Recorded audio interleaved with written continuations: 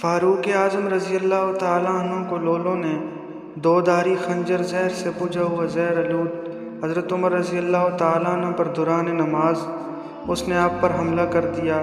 آپ کا جسم مبارک کٹ گیا اور آپ مصلی رسول کے ساتھ گر پڑے۔ بعد میں صحابہ پھر ایک حکیم کے پاس گئے، آپ کے علاج کے لیے دور دراز سے لینے کے لیے گئے کہ بھائی آپ آئیں حضرت عمر کا علاج کریں۔ جب وہ حکیم صاحب صحابہ کے ساتھ آ رہے تھے تو راستے میں کہنے لگے میں واپس جا رہا ہوں، حضرت عمر رضی اللہ تعالیٰ عنہ کا تو وصال ہو گیا ہے۔ صحابہ کہنے لگے آپ کو کیسے پتہ؟ آپ نے فرمایا جو بکریاں ہیں نا، دیکھ رہے ہو یہ جو فصل کھا رہی ہیں، یہ اس مالک کی نہیں ہیں، یہ کسی اور کی بکری ہے جو غیر کا فصل کھا رہی ہے۔